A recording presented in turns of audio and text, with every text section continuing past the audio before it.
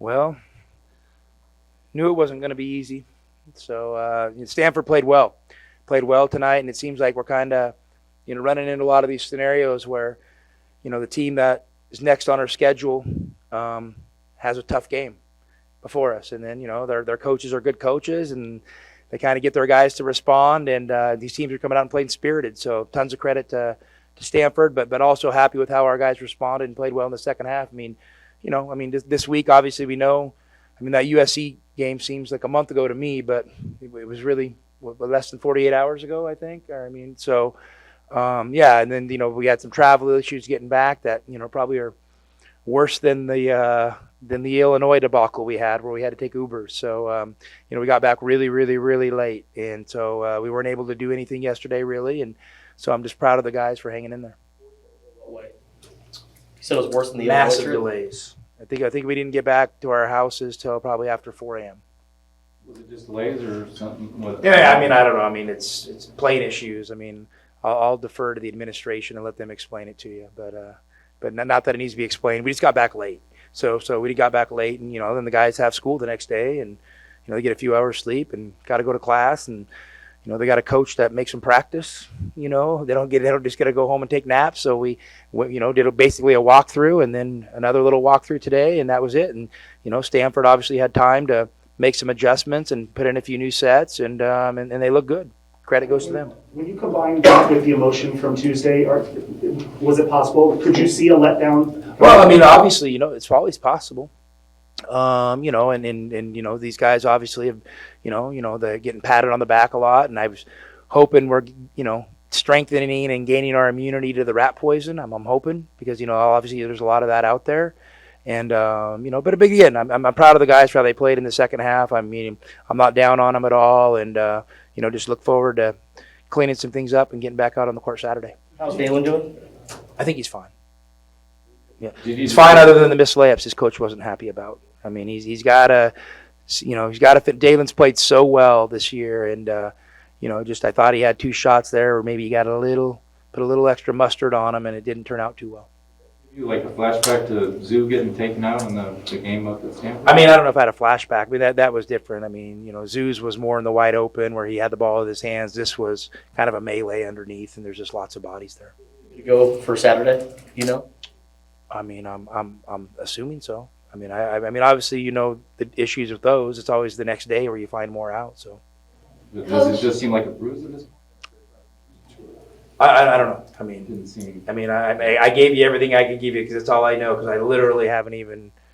I was just somebody whispered in my ear that said he could go back in the game, and I chose not to put him back in. Yeah. Coach, tonight was Lou Olson in commemoration of him. What part of U of A basketball foundation still lives today from what he built? Well, I think it's bigger than just the foundation of our program. I think it's the entire community. You're obviously talking about an individual who is revered, and for good reason. And so, I'm fortunate to follow in his footsteps. And the same with Sean. It's obviously a program that's got amazing tradition, but more than anything, I think it's just the community. I just think back to all the things people have told me about their experiences with Coach, and very little of it's basketball. A lot of it's just being a normal human being in the community. So, so to me, it's that. When I think of him, I just think the impact he had on Tucson, was tremendous, and obviously he should be, remembered and is cherished for that. Tommy, a lot of the defense created a lot of messes for them. 23 points, you got in the lanes a lot. The defense looked pretty sharp in the second half. They in the first half, too. Just your thoughts on that. Yeah, well, they're a team this all year. They've struggled kind of with turnovers and against some pressure defenses. And yeah, we were able to luckily to kind of knock a few balls loose and make some plays because, our offense wasn't great in the first half. So that was one of those first halves where, you're thankful you're good on offense, because, your defense wasn't great. But you're good enough on offense to score, I think, 37 points or something. So it wasn't like, you had a bad offensive half and you scored 20, and now you're down 14, So I thought our offense just kind of kept us in there when our defense was trying to figure things out. And then our offense and defense both got a little bit better, especially towards the end of the second half. Well, this kind of maybe jokingly or whatever, but the rat poison, do you spend some time telling them, hey, don't believe what you're hearing or whatever? Well, I'm honest with them. I coach them and I show them areas they need to get better. And Ben's defense wasn't good tonight. He just wasn't. He wasn't. I don't know if it was just a lack of focus, effort, energy, whatever, but it wasn't very good.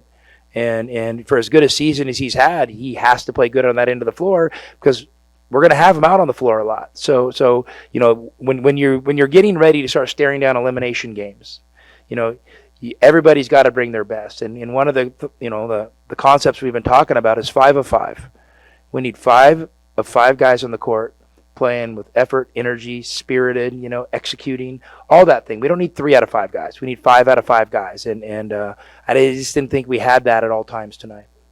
Coach, with the tournament coming up and you guys will be playing teams 2 or 3 times, and you guys have such a unique style, do you worry about teams getting a little bit more comfortable to you? Well, yeah, they already are. Teams are making adjustments, and then so, we're allowed to make adjustments too. And, we're tinkering with some things and maybe they're just not quite game ready yet, which is frustrating me a little bit, because I got to do a better job and get some of these adjustments game ready. So when it's under the lights, our guys can do them instinctively. Talk about Christian's impact on this game with his double-double. Christian's a special player. I think obviously, I didn't even realize he had 21 and 10. But they were switching, 1 through 5, and Christian's a big guy. So he should be able to dominate, when they switch guards on him, he should be able to dominate inside, whether it's catching balls over the top, whether it's, posting a guard up, whether it's catching a lob or offensive rebounds. So, that's what he has to do for us. So, I'm happy he played well, but by no means am I surprised. And to see him making some free throws today was good. And he's, for us to be really good, CeeLo has to be great. Your senior day event include cutting down the nets? If we win. Yeah, if we win. I think you got to earn that. And obviously I've been asked 100 times about it behind the scenes. And I'm just not a big celebration guy. And that doesn't mean I don't enjoy winning or appreciate it. And I just think there's a time and place. And, you win the conference championship. I just don't know if it's respectful to do it on SC's court. They're a good team. And I have a ton of respect for them. And, the last thing I want to be doing is, doing it on their home court. And I think the right time to do it's at the end of the year. You finish your season and, everybody's getting ready for the conference thing. And then it's something for your fans and the players to celebrate. So I think after, hopefully a win on Saturday, hopefully that'll be part of the festivities. Do you plan on starting Justin as a senior? I do, for sure. Yeah. How much has he meant? Has he been everything you would hope for? Oh, and more. He's an awesome kid. I kind of got on him a week ago because, I thought that, maybe his minutes weren't exactly what he liked or, and he wasn't complaining, but I thought maybe he was letting me take his confidence a little bit. And so I just had to tell him, don't let a coach take your confidence. You're a good player. Things happen. And for the rest of your career, you go play overseas, or if you're lucky enough to play in the NBA, you don't get to handpick your minutes. So you got to have a great attitude about it. And when you get your opportunities, take advantage. And so I think ever since we had that talk, he's played a little bit better. And he was awesome today. I thought he played really well. I didn't look at his line, but he had 8 points, but those 2 threes felt like 12. It felt like those were really cool back to back, and he had a great moment and kind of gave us a little bit of a separation there. You guys call him Gramps? What? Hello was saying that they call him Gramps. Oh yeah, we tease him all the time about everything. But he's a really special kid and man, and we're lucky to have had him, and I want to coach him as many games as I can. See him as a European player, you follow that game. For sure. How he fit in. Yeah, he'll be great over there. Would you say that? He's his speed and quickness will really impact the game over there. I think he's got ability to play both guard spots. He's kind of grown as a point guard. And I think more importantly, you look at a lot of these guys like him that go over to Europe and have these 10, 12 years careers, that they're interesting people and they love meeting people. They love traveling. They don't just look at America as the only way. And, guys like that go over there and are like, you know what, basically my 20s, I'm going to live in a bunch of different countries, and then I'll come back and live in the U.S., after I'm done playing. I think that's takes a really special person to basically, move away from your family for a potentially long time. Obviously, it hasn't affected Kerr's game. Last couple games, he has been wearing tape on his shoulder. What's going on there? Is he okay? He's fine. He's fine. It's bumps and bruises. Shane Noel, anything going on with him too? Yeah, no, I mean, Shane just, we noticed it had some things, we wanted to address, be behind the scenes, and, he'll be back playing next game. Next what? Saturday. Oh, okay. Yep. All right. Thanks, Coach. All right, guys. See you Saturday. So it's finally here. So now it's just time to go. About tournament seeding or anything like that?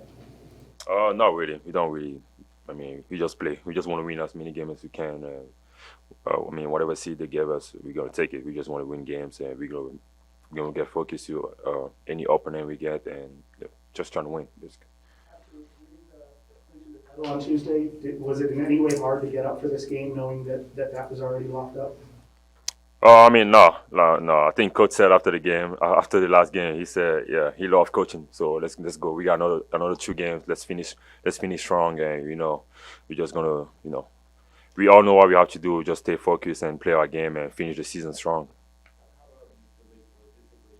Back till what, like 1 or 2 in the morning on Tuesday? I'm guessing, or Wednesday morning. Well, that was delayed. Started out today. We got back at like 4.